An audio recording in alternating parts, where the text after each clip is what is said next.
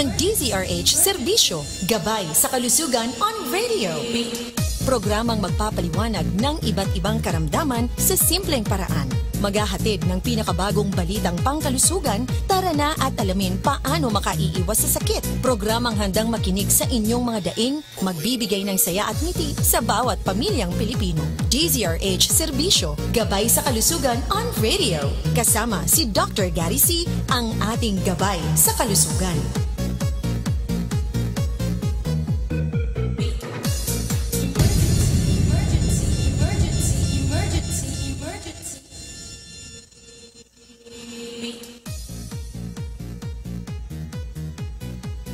Magandang hapon po sa inyong lahat at ito po yung kauna-unahang kong pag-upo dito sa Anchor's booth after 14 years. So nagpapasalamat muna ako sa Manila Broadcasting Company na nabigyan nga tayo ng isang programa ritong pangkalusugan at salamat sa chairman na si Mr. Fred Elizalde, sa presidente na si Mr. June Nicdao, sa station manager ng DZRH na si Attorney Reg Hularbal, kay Mr. Eric San Pedro na production supervisor ng radio natin na tumutulong sa atin, si Miss Sally Panquito at kay Miss Lisa Valderrama. Well, alam niyo po kahapon galing ako dyan sa Taguig City at nagdaos tayo ng gabay sa kalusugan health seminar. Bagamat masama ang panahon at bumuhos ang ulan, nagpapasalamat ako lalong-lalo na po sa mga dumalo, lalo na yung isang 90 anyos na lola. Puros 90, 80, maraming 70 plus. Maraming salamat po sa inyong pagdalo, So, ano po bang asahan nyo dito sa programang Gabay sa Kalusugan? Well, kung mapapansin nyo, napakarami na pong health programs, lahat yata ng sakit natalakay na po Pero, ang pagkaiba siguro ng Gabay sa Kalusugan, nakatutok ako sa mga Gurangski. Naku, ang dami na naman magre-react dyan. Pero, ang pagkaiba, magbibigay ako ng mga balitang pangkalusugan. Ano ba yung pinaka-latest? Aba, maganda po yung hinanda ko ngayong mga balita. Meron tayong mga medical jokes at trivia. Kayo mga iba sa inyo, tandaan nyo po, itong programang ito ay kailangan ng patnubay at gabay ng mga magulang. Then, meron tayong seminar on air. Alam nyo naman, pag yung mga regular listener natin, alam nila na ako'y nagbibigay ng mga lecture tungkol sa iba-ibang sakit. Pero, kada linggo, meron tayong isang topic na pag-uusapan. Ngayon araw, ang hinanda ko ay tungkol sa dengue. Alam niyo yung dengue pala na yan ang basa pala dyan, deng, tapos gay. Deng, gay. Ganyan ang basa dyan. Sa Pinoy ang tawag, dengue. Pero pag ang imported, deng, gay. Meron palang gay na lamok.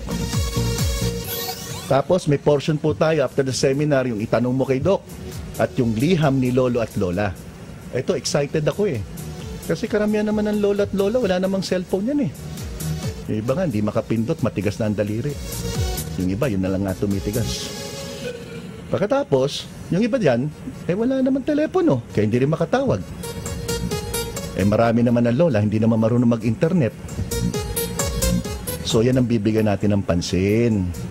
Yung liham ni Lolo at Lola. So, mamaya magbabasa tayo ng isang liham. Pero napansin ko, yung mga lola, ang lalim ng Tagalog.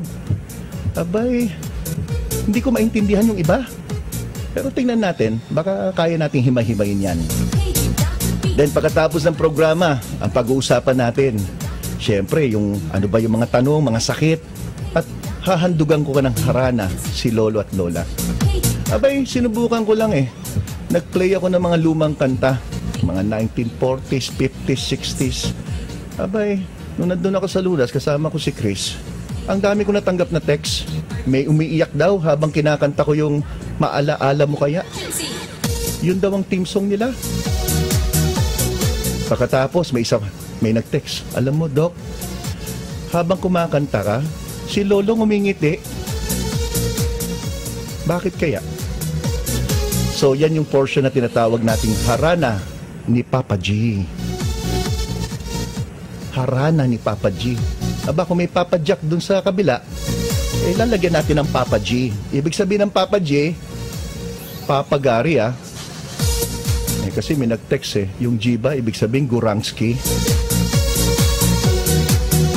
So, baka tapusin pa tayo ng oras Huwag na tayong magpatagal. So, umpisa na natin ang programa. Welcome po sa Gabay sa Kalusugan, dito po sa DZRH. Ito po ay DZRH Serbisyo. Balitang Pangkalusugan ni Dr. Gary C. Well, ano bang pag-uusapan natin sa Balitang Pangkalusugan? Ito po ang pag-uusapan natin. Una, paano humaba ang buhay? Alam nyo na yan, di ba? Mas madali yata yung paano umiksi ang buhay. Mas mahirap magpahaba kaysa magpaiksi. Pangalawa, mas mabango ang matanda kaysa bata. Agree ba kayo dyan? Aba, nung nabasa ko nga to, ang reaksyon ko, di nga. Pero ganun Nagulat ako mas mabango daw ang matanda kaysa bata. Hindi pala totoo yung amoy lupa. Then sumunod, ano ang mga dapat kainin para makaiwas sa problema dala ng menopause? Abay, marami naman nakikinig, wala ng menstruation.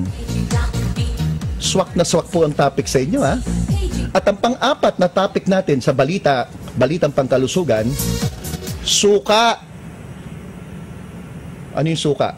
Hindi po yun, Suka, yung sinasawsawan nyo ng chicharon, ay pwede palang panapat sa alipunga. Alipunga. Kabaho naman. So, yan ang ating pag-uusapan. So, wag na tayo magpatagal-tagal. Kalusugan ni Dr. Gary C. So ito po ito mga balitang to ay totoo po ito. Hindi ko gawa-gawa to Ito ang sinasabi po sa isang pag-aaral yung pag-aaral na ginawa sa Albert Einstein College of Medicine sa may New York City. Kung nais nyo raw na magkaroon ng mahabang buhay, makinig na mga lolo, lola. Dapat daw positibo ang inyong pananaw sa buhay. Laging tumatawa. Mukhang mahirap naman yun. Baka mapagkamalang may tama si lolo at lola. Sinabi po sa isang pag-aaral na pinagsama-sama yung mga tinatawag na centenarians. Ito po yung mga malapit na sa edad 100 o lampas na sa 100. At nalaman nila sa pag-aaral na itong mga mahabang buhay ay kadalasan ay tinatawag na mga extroverts. Extroverts. Ano ibig sabihin ng extroverts? Ito po yung mga taong masayahin, magiliw, at madaming kaibigan. Lola, ilan ba kaibigan nyo? Pakibilang. Baka naman si lolo, 3 lang ang kaibigan. Lalo na si lola, 3 lang, 2. So, pag marami kang kaibigan, lalo na kung kasing edad nyo, mas mahabang buhay nyo. So, itong pag-aaral na to ay natuklasan po yan sa Albert Einstein College of Medicine. Ngayon, doon sa pag-aaral, mga 95 years old pataas, pinagsama-sama. Ang mga sumali sa pag-aaral ay 243 na mga 95, 97 at pataas. Inalam ngayon ng pag-aaral, ang namumuno doon sa direktor ng Albert Einstein Institute of Aging ay si Dr. Brasilay. Sabi ni Dr. Brasilay, binigyan ko to ng 98 questions para sagutin. Nakakasagot pa pala mga 95 pataas, At nalaman nila na yung pag-uugali at katangian ng pagkatao ay may kinalaman sa mahabang buhay.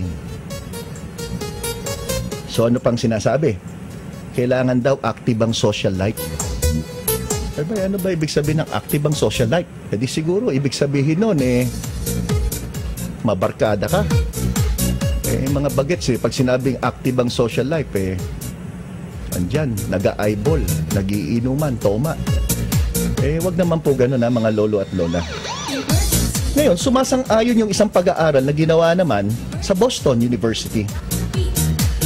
Nalaman po ni Dr. Pearls na yung ginawa ni Dr. Brasilay ay pareho sa kanyang obserbasyon na yung mga tao daw, makinig kayo mga tao, kasama na po yung mga bata-bata dyan, nalaman na kung kayo po ay, babasahin ko po, masungit, laging may inggit sa katawan, meron kayong guilty feeling